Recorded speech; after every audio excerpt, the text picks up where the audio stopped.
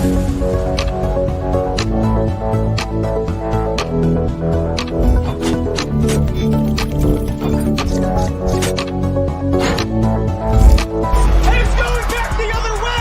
on a suit, drink water, don't drink and drive. Game over! Take it light.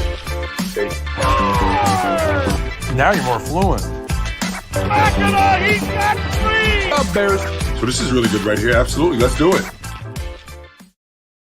What's going on, Maple Leaf fans? Welcome to a new and special episode of the Leafs Unfiltered podcast for October the 9th. Here with my co-host, Caroline.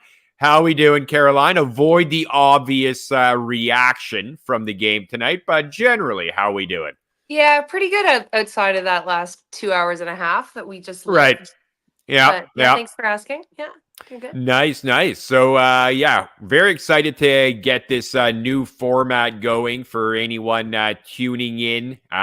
We've definitely been doing a weekly Wednesday night format where we've been talking about all things Maple Leafs and even NHL topics. Obviously, more in-depth discussions about what the plans were for the team. But we're getting started tonight with post-game shows. Really want to get people engage in our content here and our views. So hopefully we can build an audience here and really bring something both informative and entertaining. What we always like to do is invite people to come on the show. So we'll probably have Caroline and I will kind of recap the game, talk about things and players that we like, didn't like.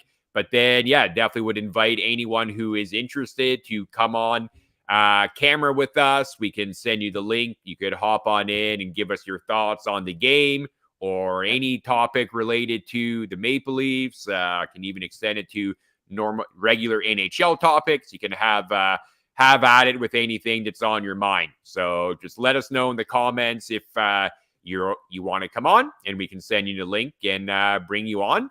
The second segment of the episode. So without further ado, let's get into the recap of the game. Leafs, unfortunately, take the L in game 1-0 to the Montreal Canadiens. I'd say a fairly entertaining game if we kind of remove the upsetting loss. Pretty entertaining game. A lot of power plays, a lot of shots on net.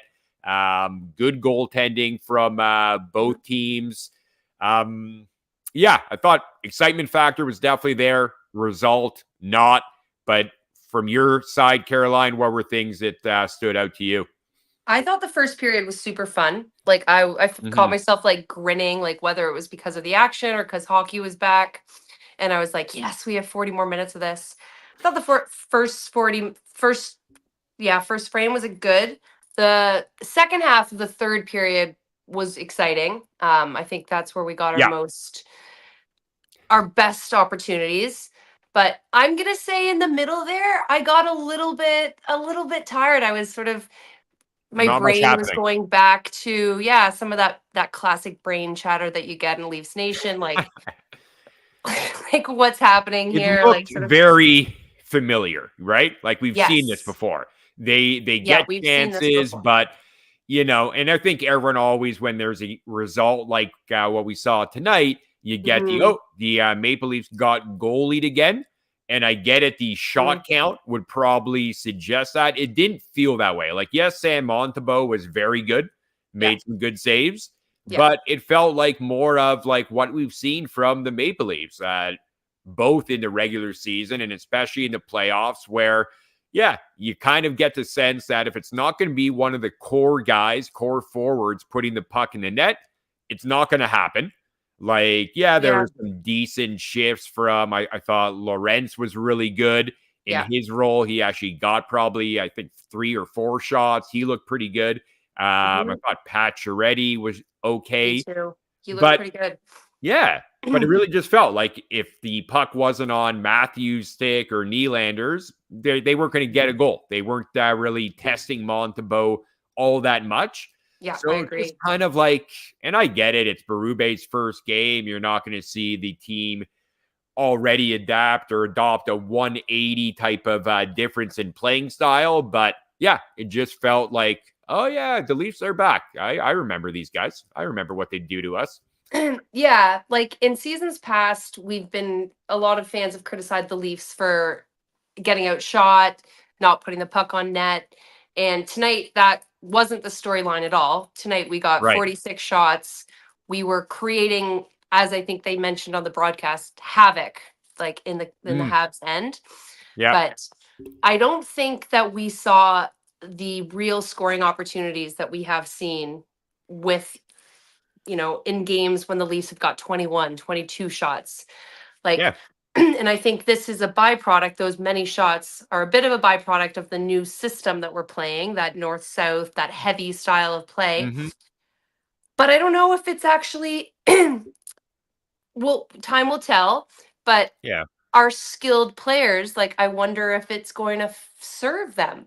Like, these are guys that haven't really grown up in a system where it's like fire on net, fire on net. It's more east-west, sure. set it Yep. up, you know. Yeah. be And delicate. it kind of felt like there was a little, I wouldn't call it confusion, because they've obviously been playing or think so trying too. to play that style throughout preseason and training camp. But Yeah. it felt like there was kind of like a little bit of a hybrid out there tonight, right?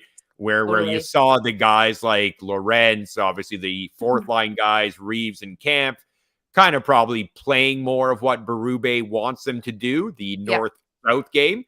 But then there was still a lot of, even on the power play, the, moving horizontally and then throwing it back to Riley and Nylander so they can have a very quick offensive zone entry, a burst into the offensive zone.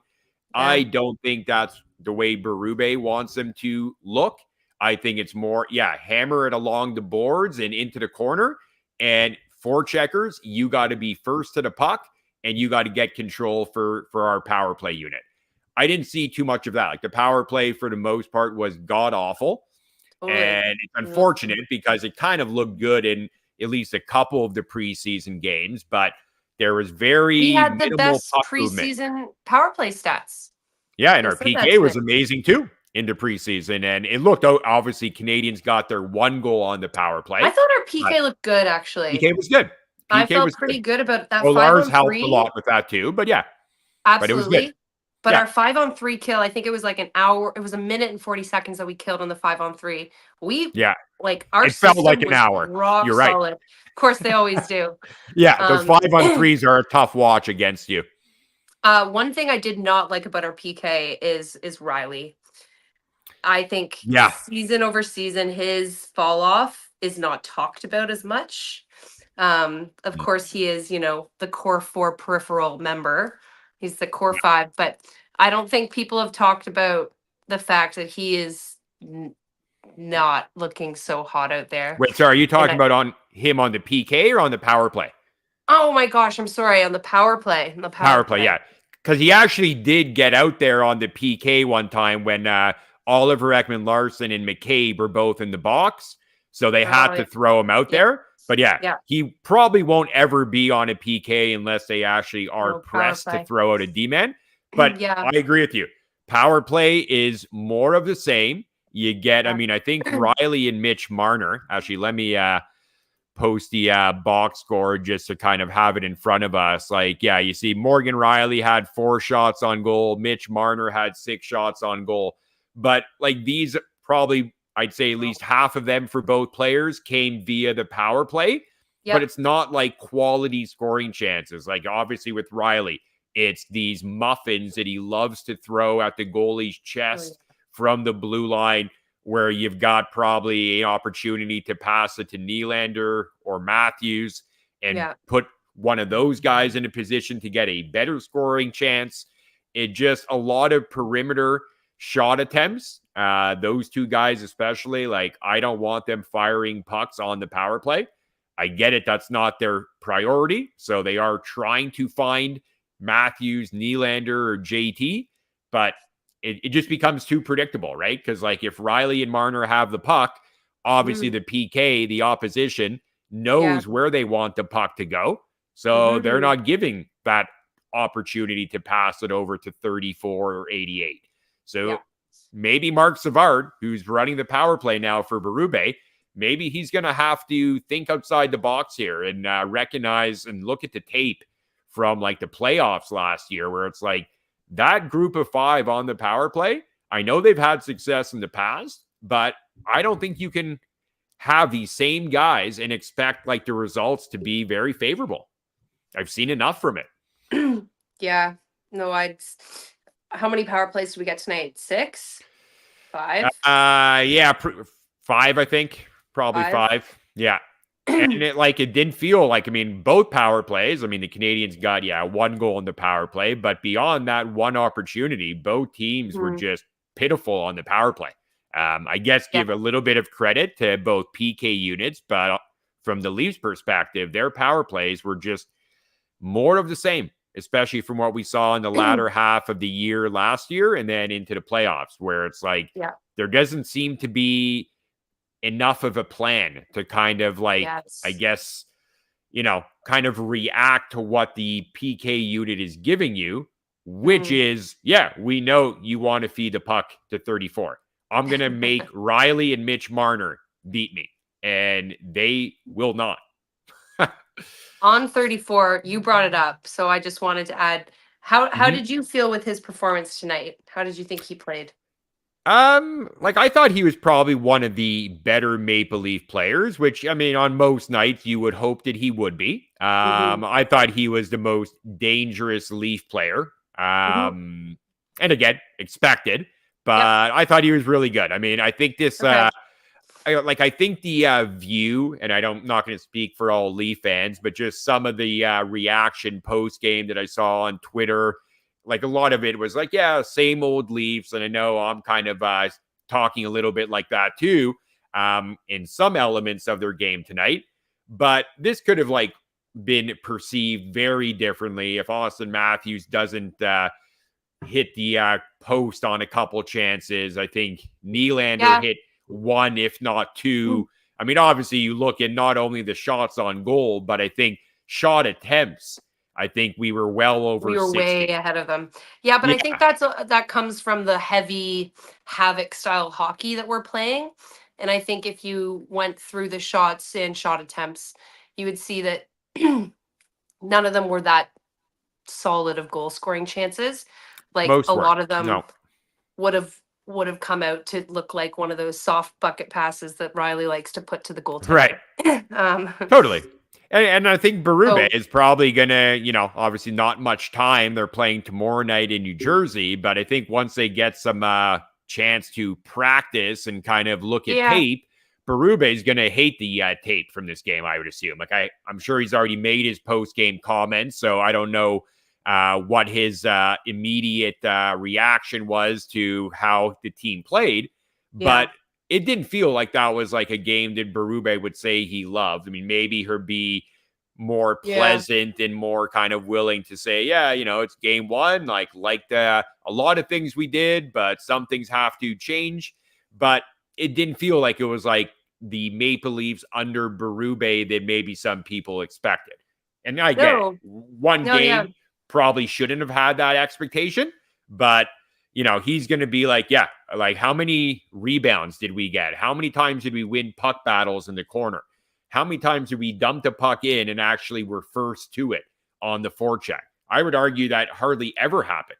The Leafs have always been notorious for a team with very quick offensive zone time. They can sometimes, depending on who's on the ice, pass the puck around nice, and it kind of, it's an extended offensive zone shift. But more often than not, the Leafs are kind of a quick shot, quick scoring chance type team where it's they feed off the fast break. They have a quick kind of pass, Marner to Matthews, shot on goal, probably no rebound. If there is, the Leafs are nowhere near it, and the D is right back out a couple seconds later. That felt like a lot of what we saw tonight too. Yeah, and I even think that despite this north-south hockey that we're trying to play, we had a lot of trouble with our zone entry, and we couldn't seem to get things through the neutral zone and set up in the offensive zone. We were just, like you mentioned earlier, a little confused, a little floating out there, kind of stuck in that that hybrid mode that we're probably going to be stuck in, to be perfectly honest, For a while. Yeah. Like we are, a huge portion of our lineup has played in that East-West, that style of hockey that Marner, Matthews, Nylander, Riley have played in for many years, and that is the core of our team. So Yeah. to tell these guys to completely convert how they play, the way they think about the game, the way they set up for zone entries, it's a bit of an ask. So Totally.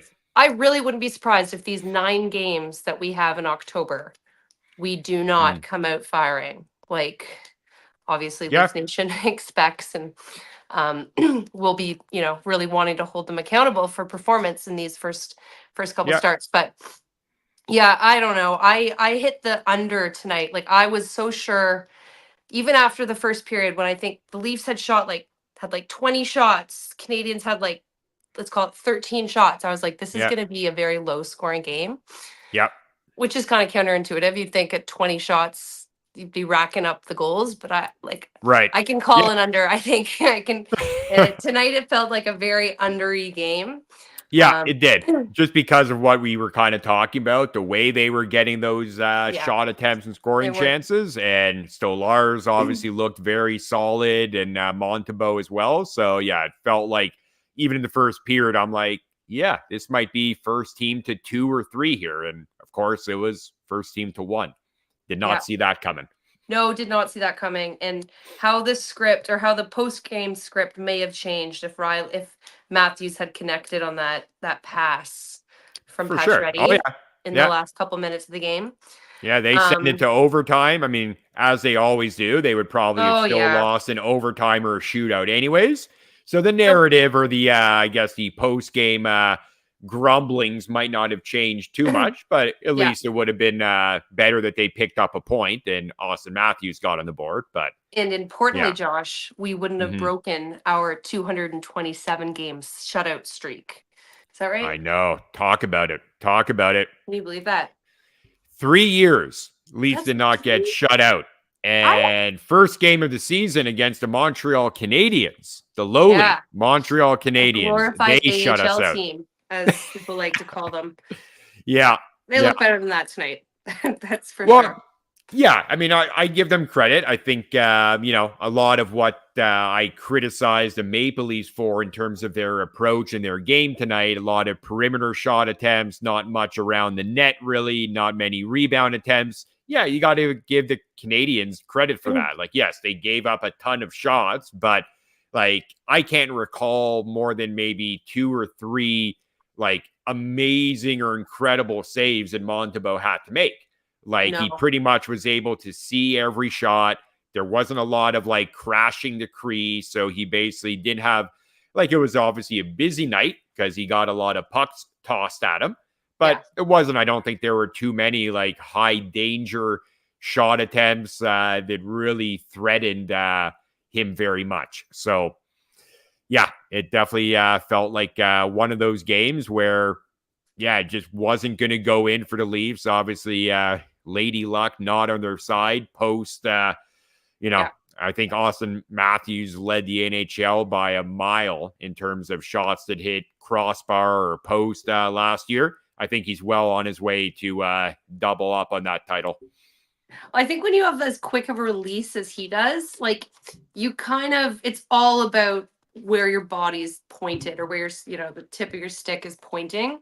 And I think what he sacrifices in directionality, he gains in that quick release, right? Or put those words.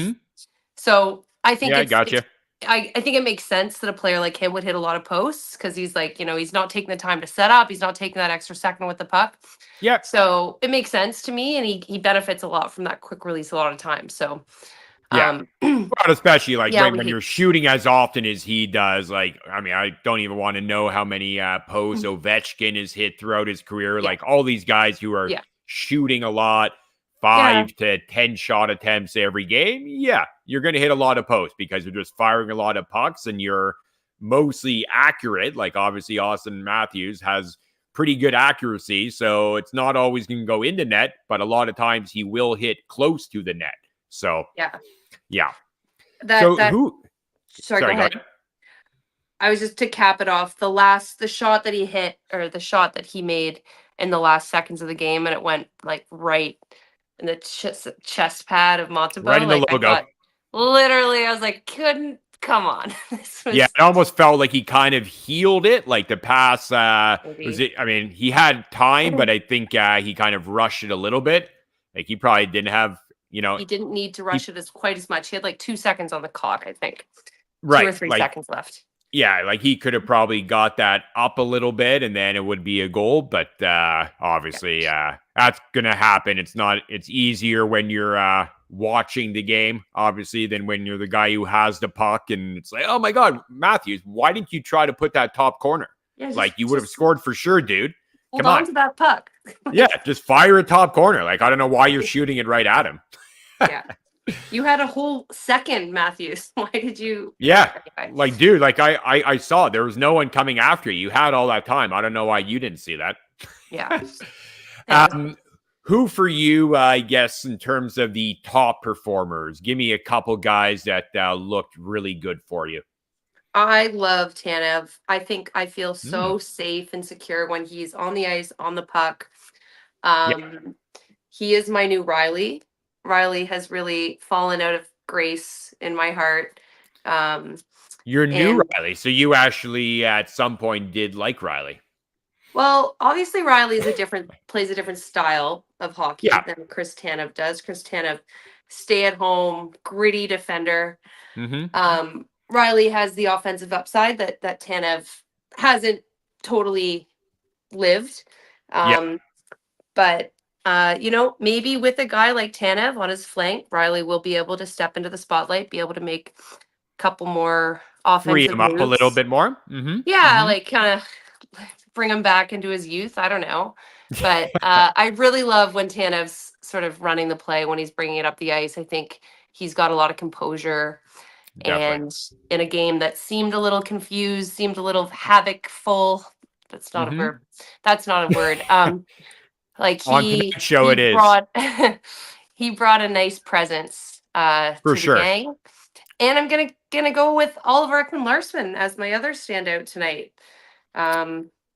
Did you see his breakaway? No, I did. What did you think of that? What was that? OEL. That was probably the worst breakaway attempt I've ever seen. I honestly I've been reading a lot of comments that's true.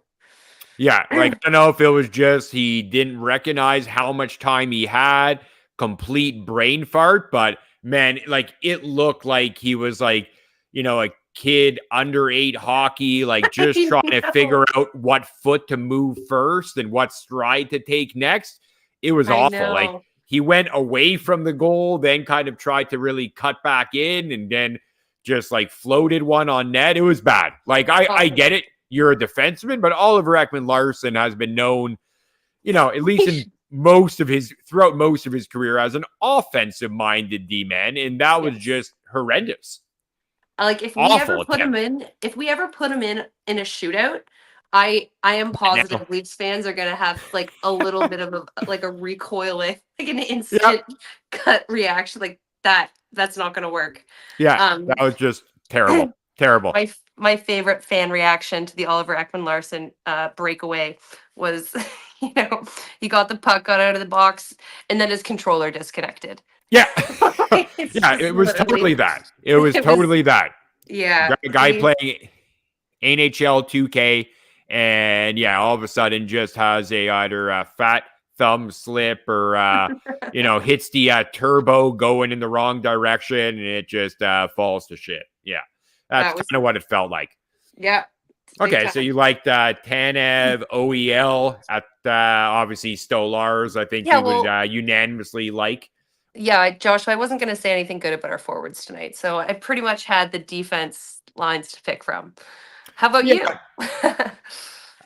For me, like obviously Stolars, I agree on Tanev. Like I'm just looking at it now. Like Tanev blocked 5 shots. Like it just that's like just his game, like just finding a way to get in front of like pucks. And I'm pretty sure he got a couple of those on the 5-on-3 when they were on the PK. Like I'm sure he did. it just, exactly the way you described it. You feel confident, you feel comfortable when he's on the ice, and it absolutely feels that way when he's playing. So I really liked his game.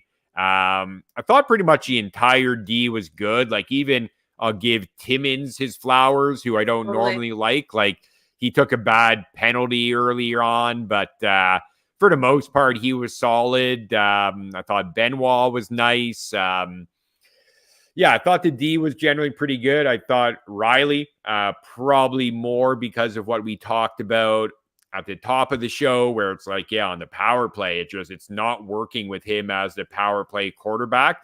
No. So that probably is the prominent, I guess, visual or replays I got going on in my head. Him not looking too good out there.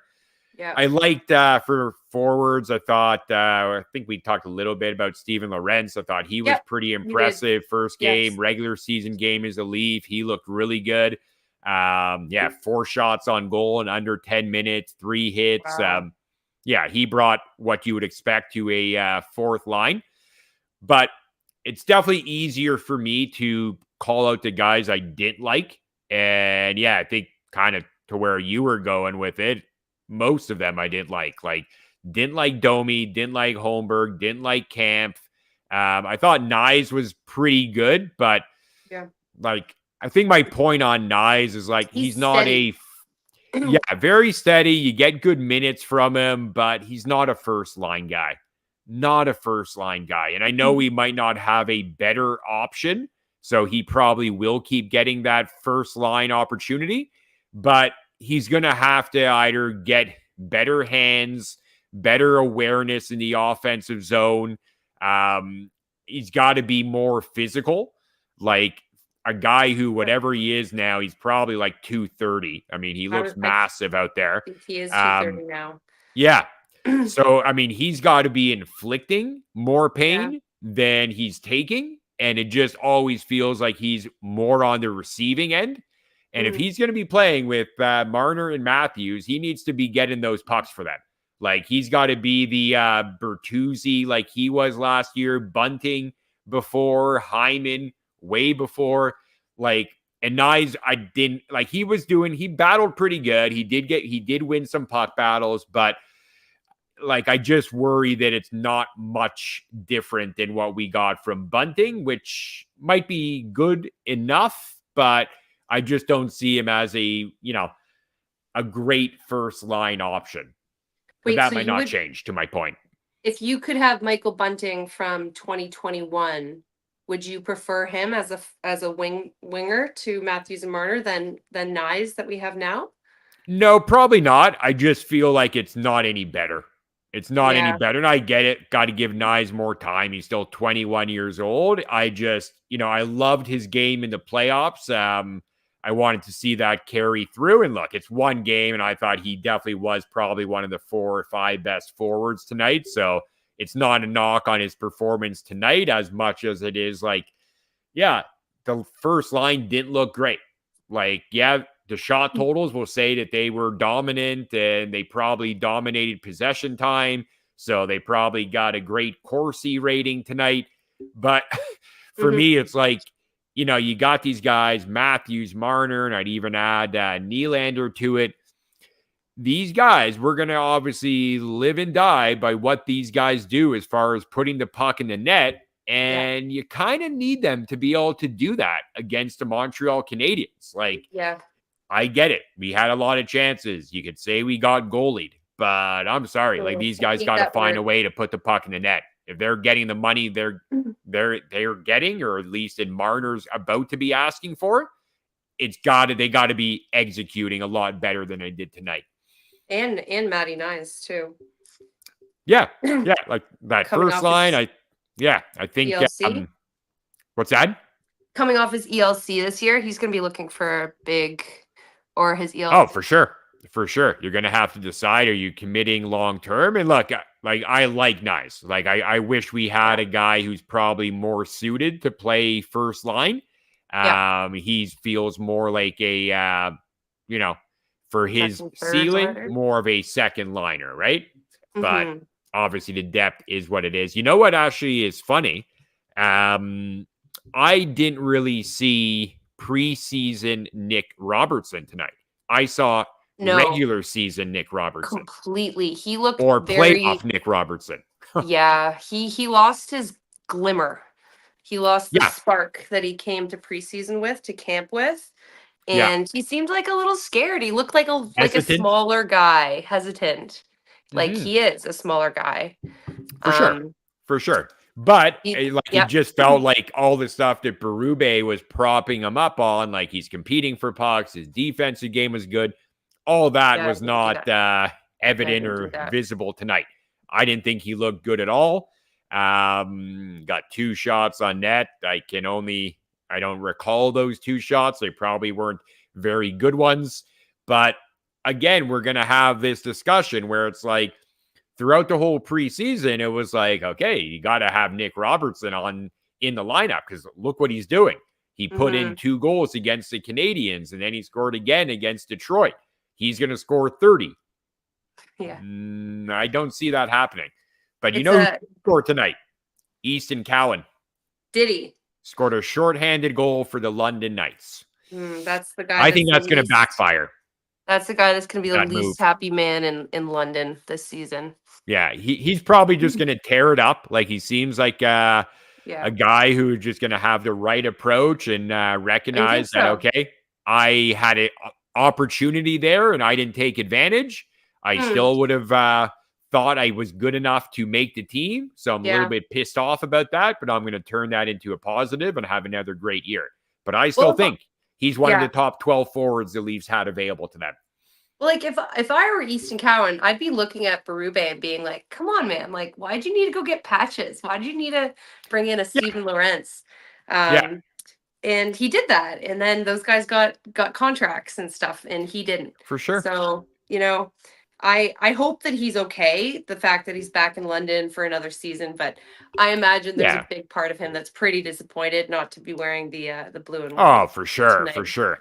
And look, I mean, Brad Treliving, his goal, and probably Berube's too, was create competition. And they definitely did that.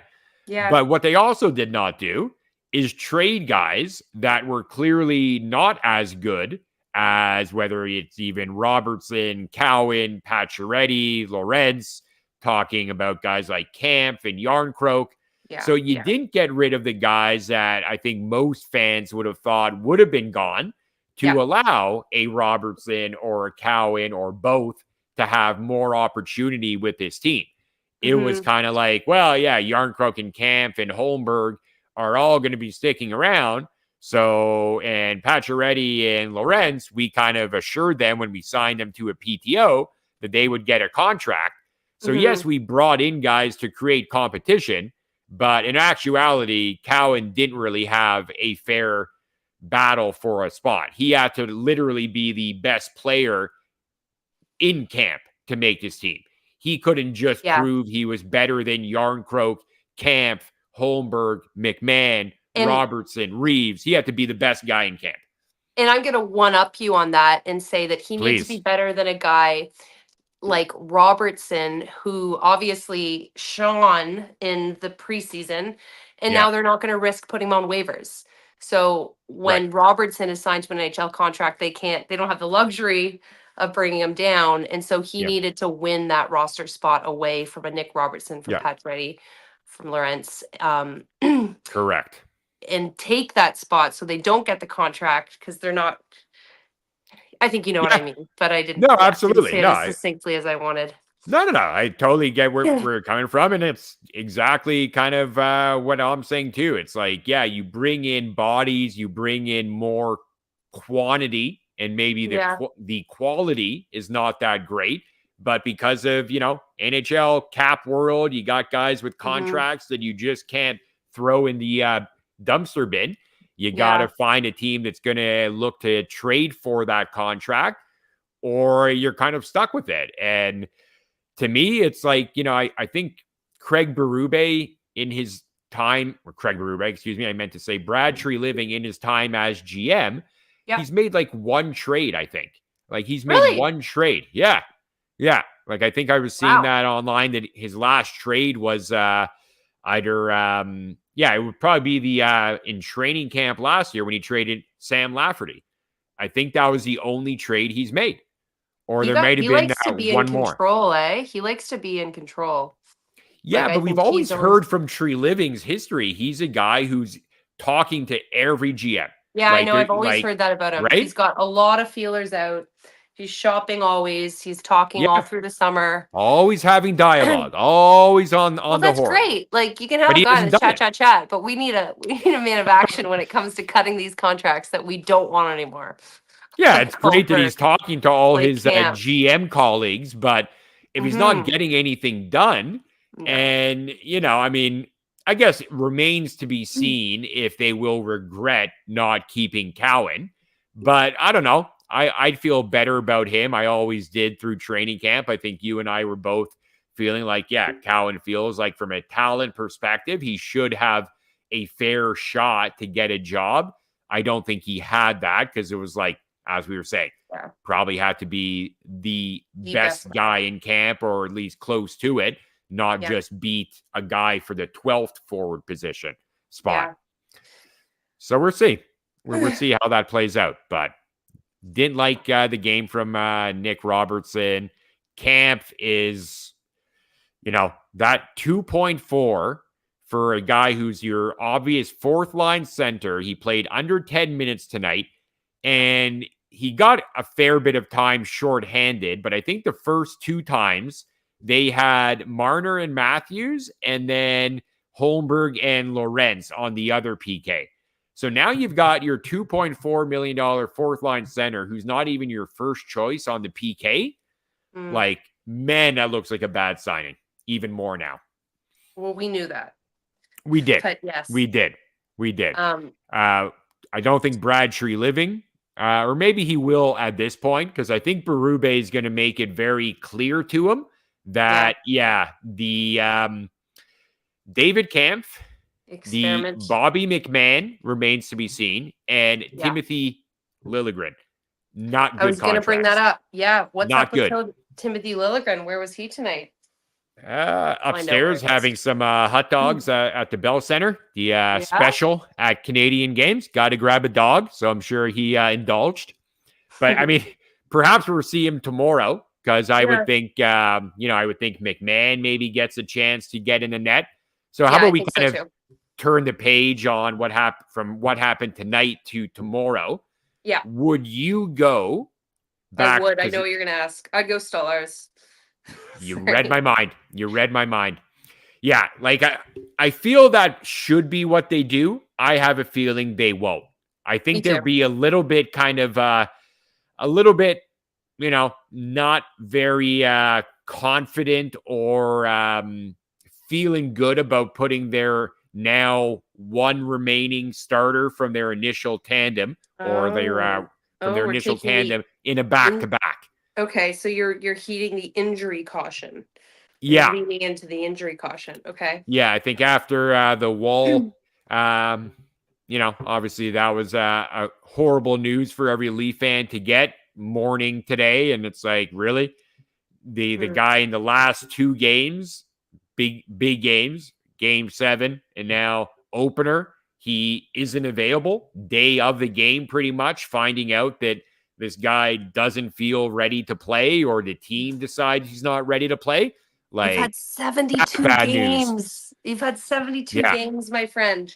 Like, I mean, I don't know, Joe. I mean, whatever your off-season training regimen was, it didn't work. It didn't work. Yeah. Like, he's had lower back discomfort is what they're calling for. Or the calling that he had. I have lower back discomfort. I have that every day, but I'm not a professional hockey player that is training twice a day and with the best physical therapists and what have you. So exactly, it's worrisome. It is very, very, very worrisome, and I think the writing was probably on the wall with regards to the no pun intended. It started in the preseason, and literally, with the way his entire career has been just speckled with injuries. He hasn't been able to stay healthy at any level of hockey. Like, I think Leafs fans, I think we should all be literally kicking ourselves and kicking management for this. Yeah. Like this. Well, and I for sure am, because like Kicking ourselves, you've probably heard, you've probably heard way too much of my propping up of Joseph Wall, and on my live chats on TikTok. I've been like, guy, talent wise, top 10 goalie. I obviously have no control over his ability to be healthy enough to play games to prove me right. But, obviously a lot of hockey people say the same thing. Technically sound. He's got the mental, whatever you call it, mental fortitude to be a top goalie in the NHL and be a goalie in the tough Toronto market. But man, like, this is like, for me, even this is like making me just regret all the faith I've had in him, because it's like, dude, it's how can you do this again? How does this happen? What the hell are you doing? How are you like training? How are you making saves that you're always tweaking something? I know. You're 25. Yeah. It's very concerning. And what did we sign him to? 3.4 or 3.2 for 3 years? Starting next year. Yeah. At least Stolars look good. What's that? I'm saying, like, not good. It's not good that I mean, I'm still hopeful that he's on IR now, so he won't be available for like 7 days. So I think the home game against the Kings, next Wednesday would be the first that he's available. But he better make sure he's coming off IR as soon as he's eligible. If he's not playing in that Wednesday, it's like, oh yeah, we're going to give it more time. He will get eaten alive. Like he probably already has. I mean, we've seen some stuff on Twitter. Everyone's like, oh, I'm done with this guy. This is awful. Like, he can't be our goalie of the future. Like, Tree Living's an idiot for signing him. I'm definitely not anywhere close to that. I think he's an idiot for signing him. We've had such a precarious goaltending situation for so long. Like, you just ate a bullet by like or an exploding time bomb by doing this. Potentially. I'm not at that high level of concern yet. It's obviously, as I said, very worrisome, but I'd like this to be just like, okay, this is the final, like, okay, this is, and one more kick in the one more shot with Joe. Wall. Yeah, that's it. Yeah. I know I said it 5 times earlier, but this is your last chance to prove to us that you can be healthy. One more chance. I promise. This is the last chance I'm giving you. But, one thing I thought was notable is how Leafs media treated the Joe Wall injury announcement. Like, I'm sure everybody that's close to the situation knew exactly what was going to happen. He was going to be put on the LTIR, wasn't going to be going to Montreal, wasn't going to be going on to Jersey. Yeah. Yet they spoon feed us information like we're little children. Like we're going to throw a temper tantrum, which we will, but just give it to us straight. Like, from years of hardship, like of literal mental anguish with this team, like we can take it. We can take it. Well, it was the exact same kind of media routine as Game 7 was, right? Like I first saw like the news from, I think it was like the Elliot Friedman tweet. Exactly. Like, it looks like Hildaby is on his way to Montreal. It's like, and then all the Leaf beat, totally. And then all the Leaf beat writers, like obviously, they retweeted it and said, oh, like, looks like there might be a concern with Wall. Like, we're not sure what's going on. Could be precautionary. And then it was just like that slow peeling off of the Band-Aid where it just got progressively worse every hour. Where it was like, it's just precautionary. Hildaby is just there. Emergency recall. We're not really sure what's happening. And then it was like, Berube comes on. So Lars is starting tonight. Will Wall be available tomorrow? We're not sure yet, but we're not ruling him out. Okay, cool. Maybe it is just a one-game thing. Then, like 2 hours before puck drop, he's on IR. Like, are you kidding me? Berube knew that. And I rewatched the interview. The interview where Berube was asked, and you can see there's something in his eye. He's not telling the whole situation. Totally. 100%. And I think every time that Berube's asked hard questions like that, if he gives an answer, sometimes they'll say no question, no comment, or they'll give like a totally throwaway stupid thing. But seems to Yeah. me that Berube actually meets these questions. He doesn't give the full story. He gives some of the story. And Yeah. I think it's important to read between the lines that he gives. Yeah. Or In at this least look case, at how absolutely. his body Yeah. language, because he had like a shimmer in it, like the light hit his eye a certain way, as though No, he was I kind know of what like you mean. winking at us. Yep. Yeah, The he guys, didn't seem very confident. He actually, no, I guess it was yesterday or Monday when someone pressed him on like, "Who's your game one starter?" And he's like, "We're not going to announce it." But then I that's when guess the he knew. media, That's right when he knew probably, Joe Wall yeah, wasn't he available. must have, because they had talked to Wall and Stolarz, and Wall was talking about how excited he was to play in the opener against the Canadiens, and Yep. Stolarz was talking about how excited he was going to be to play against New Jersey because that's kind of his hometown. So, like, Right. I don't get how this keeps happening with Leaf players, Like, we went through the whole Nylander with the migraines and Yeah. Matthews with, well, we don't know what the injury is or the sickness. We still don't know. Like, the secrecy is just, like, almost the most painful thing. And the last minute, yeah, Austin Matthews isn't playing tonight. Nylander's not playing. Joe Wall's not playing tonight. It's like, God, who's writing this script and making you all perform it? most Like, leafy thing. It's the like, most leafy thing. I mean, I'm sure it's happened to the Buffalo Sabres or the Columbus Blue Jackets. hasn't? It No. probably has, but nobody cares enough to tell anyone. No, Whereas I've actually spun that hypothetical around in my mind that this Yeah. stuff happens to every team. It doesn't. It's only it truly Toronto. doesn't. It's Maybe. only It's a like, Toronto thing, Maple Leaf thing.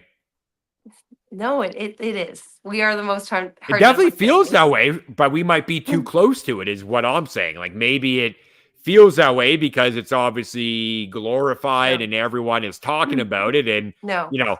All you have to do is type into your Twitter search bar Wool, and you get 10 beat writers giving their opinion on what it could be. All speculation. This was all at like 11 a.m. on a Wednesday. I know it's a game day, but everyone was just running with a narrative on what it could be. Fans were reacting. Like, that's not happening anywhere else, but I'm sure they're still getting last minute injury reports that maybe not on the same scale because it's not a Nylander or it's not a Matthews, but shit has to be happening to other teams too. Yeah, but honestly, not at the scale. Like, the good thing about media these days is good thing about beats and about reporters is that they tap into social media, right? Like, they can see what the conversations are trending and what fans are talking about. And if there was something so bad happening, so, disease like that happened in other fan bases, like with the Leafs, that would break through into the real mainstream media. I think it's a good question, but I still don't truly. Yeah, we might have to do some research on that to see if it's accurate or it's just a self-inflicted type of narrative that Leaf fans have that all the bad stuff only happens to us. You're you're gaslighting me right now, Josh. A little bit, right? I am. I totally am. But you know what? Like, yeah, and I'm playing the devil's advocate because I would probably be exactly same mentality as you, where it's like there's no fan base that has gone through the hardships that we have. There's no chance. And I think in terms of like playoff results, yeah, I don't think there's an argument for any other team. But when it comes to like the injury since a stuff, cup has been won. It's another yeah. I think we're probably close to the top there. We don't have to do a ranking or anything, but yeah, we probably have we probably got everyone beat there. Yeah. So I'm just going to kind of go quickly through the comments. Yeah. We've got Cheese Wizard. Sorry, my friend. I know you've made some great comments. Really appreciate you tuning in. Yeah, agree with you. Stolarz, Lorenz, Tanev were probably the could argue the three best Leafs tonight. He also talked about bringing in McMahon for Max Domi. A little bit harsh on Max Domi, but I do think McMahon will find his way in, if not tomorrow, probably by Saturday. Holmberg, not a great answer for the third line. Yeah, I agree with that. I was kind of worried about that even in training camp if that was going to be their solution for their third line center. Not a very good one. Yeah. So yeah, I appreciate all the comments. Appreciate you tuning in.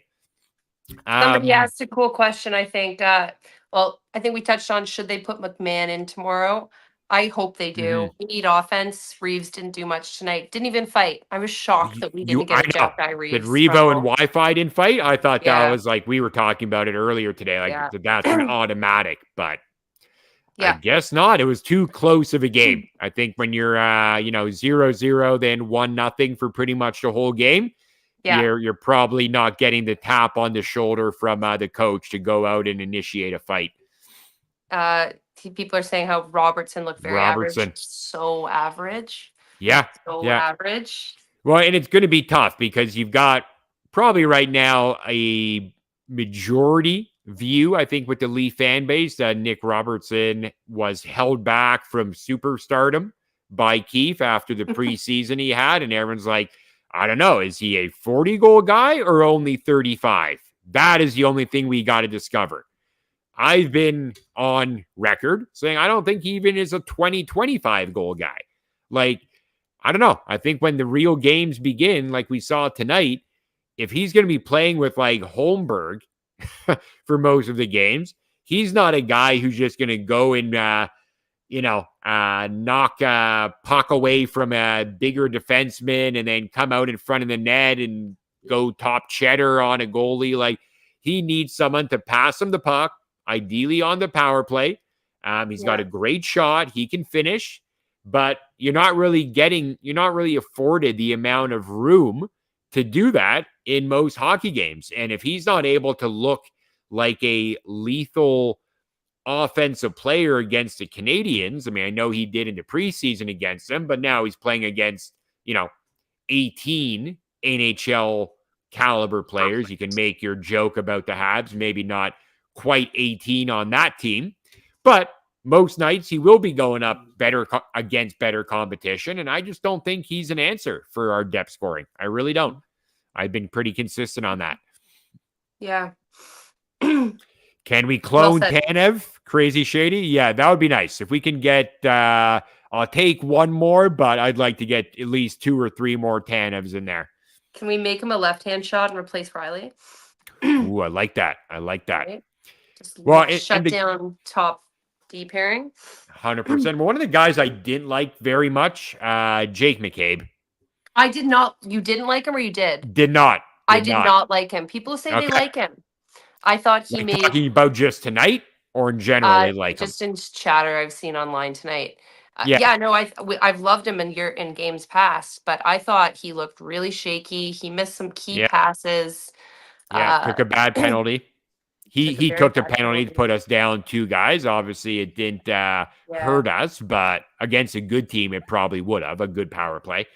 Yeah, I don't know. Like, I just kind of am like a little bit worried about all this contract extension talk with Jake McCabe. Like, me too. He's old. If you told me he's 30 years old, he's been kind of, banged up, had some injuries. If they're thinking about, if there is a world where Brad Treliving expects to have Jake McCabe and Mitch Marner signed by like Christmas time, I'm like so out on Treliving. Like, he cannot. Like, you have to recognize that this group, even with who you added, like Tanev, whatever, Lorenz, Pacioretty, it isn't good enough. And the only way you can improve it for next year or at the trade deadline is if you're not re-signing McCabe and Marner. Like, if you could get a very team-friendly contract for McCabe, I'm all in. But if it's $5 million plus per year, no chance. I don't want it. Yeah, like, I think we've talked about this in the past, that the Leafs have sort of nibbled around the core issues without making any real like structural changes to the team. Right. Sure, we swapped out the coach. We gave somebody new a C. Exactly. We did meddle with our D, but we haven't done anything with the money. Like, we haven't really moved any major reallocated. Haven't reallocated money, and if we do re-sign Marner, I am going to be sick for months.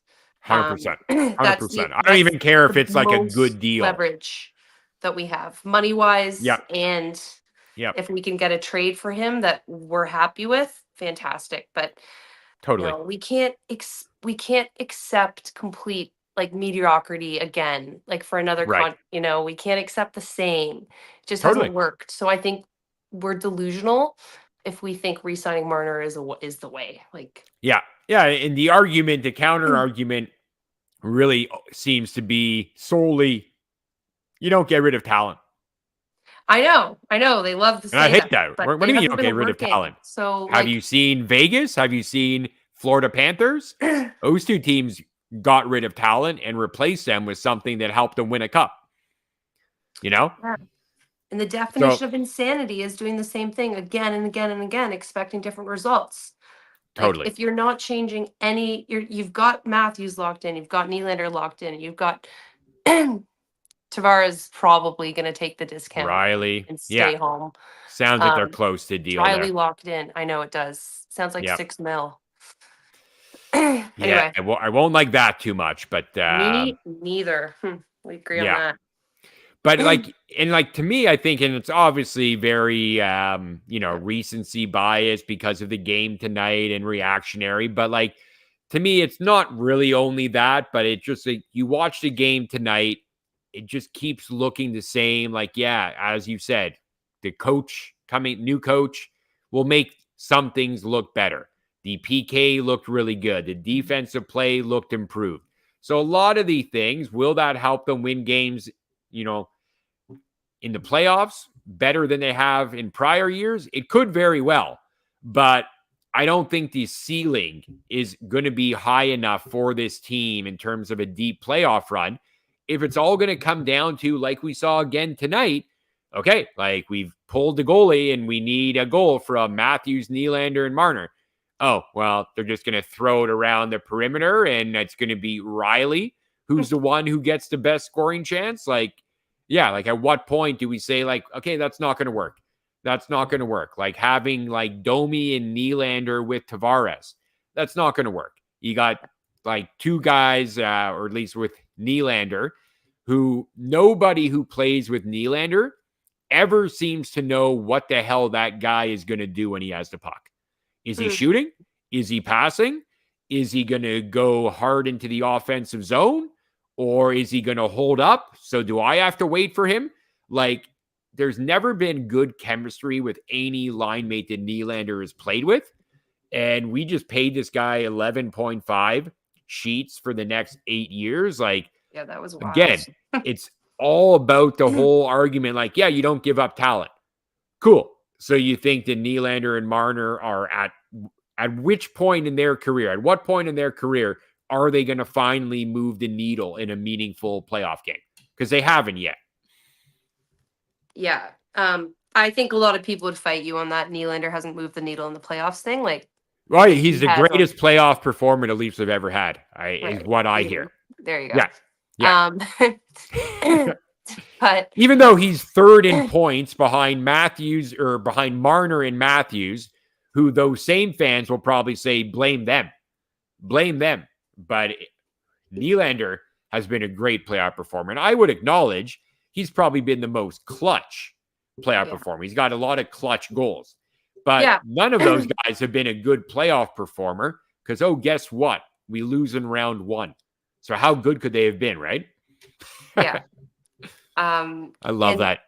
Yeah, that's it's sad to think about some of these pieces that we're so locked in on, and that we're, for better or worse, we're definitely stuck with a lot of the guys on our team, and we have to try to make it work. And maybe we should become more optimistic, you and I. You help us through the season. Do you think we should start as of tomorrow? Optimistic only? If we win tomorrow, let's become more optimistic. Oh, if we win tomorrow, the show is going to be full of good vibes and just pay Mitch Marner whatever he's asking for sure. Anything.